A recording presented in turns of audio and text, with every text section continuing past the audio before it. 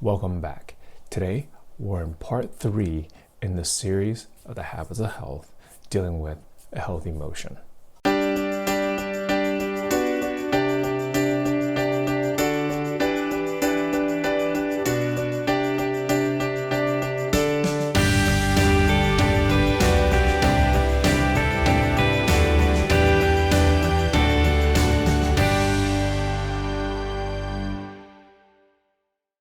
Kids these days spend less than 7 minutes outside on average a day playing and doing something fun and physical. The 2,000 calorie benchmark that we hear about every day that people measure against, there's some truth to that. And 20 minutes. What can 20 minutes a day do to positively impact us? Okay, as long as we're paying attention to it. Newton's first law of motion partly deals with, an object that's at rest, that's sedentary, takes some type of external force to get it moving, ... But once it starts moving, it actually perpetually wants to continue to move, right? In the whole healthy motion topic, there's no difference, because once we start moving, especially once we're on the other side and we see the difference, we want to continue to move. So let's get the elephant out of the room real quick. No amount of physical activity a day can offset what we're eating and putting inside ourselves. So again, it's a habit of health. So it's a series of events and topics that all play together. Here are 10 tips dealing with the habits of a healthy motion. 1, quantitative. This is a very quantitative process. So start tracking and logging the daily activities. 2, don't do anything extreme. Remember, it's about the small daily wins, the small steps, consistency, right? An acronym is SMART, right? Specific, measurable, attainable, realistic, time-specific goals. 3, NEAT and EAT acronyms, right? Non-exercise activity thermogenesis versus exercise activity thermogenesis. The first one deals with things that we normally just do in our daily life. Sitting, standing, walking, chores, things that you do innately, that we do every day.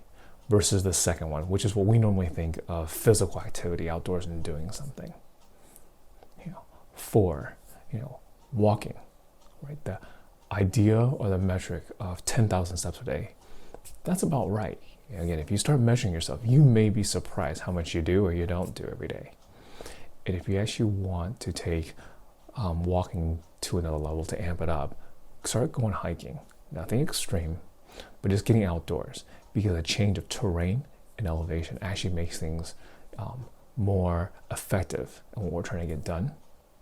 And a little side, tip here is, if you're dealing with young kids, bringing them with you, they actually use about 1.3 to 1.5 more steps than what we do as adults.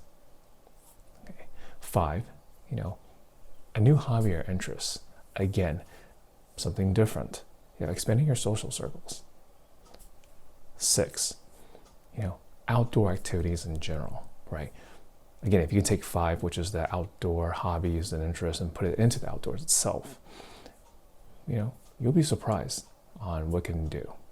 And little tips for any type of outdoor activities, if it's done in inclement weather, again, no one really wants to be outside when it rains, but you'll be surprised, how much quietness you get when you're doing things outdoors. And 2, if you decide to go to like a park, actually a state park or a national park, if you go in the really beginning or anything before noon and definitely 10 o'clock, you have the place to yourself. 7, being in nature in general, dealing with the colors of the greens and the browns, the natural colors, it's actually a reset. 8, make it into a family event. Again, we're leading by examples to our family and our kids, and it's something that is very different, right? Put the phone down. No one's going to have an issue in 30 minutes to an hour, right? 9, the mental clarity, right? I read a stat somewhere where it said that 20 minutes a day of physical activity, goes back to 20 minutes from earlier. Again, 20 minutes of physical activity every day reduces stress levels by 40%. If you think about it, that's a crazy amount of benefits that can happen in a very short period of time. And number 10, the non-age limited topic, right? The physical activity of motion is non-age specific. We are able to separate our chronological age versus our biological age, right? Again, I'm telling you from the other side, now being in the 40s, I can easily do things unimaginable whether I was in the teens, 20s, the 30s. It can be done. And I encourage you can do it too.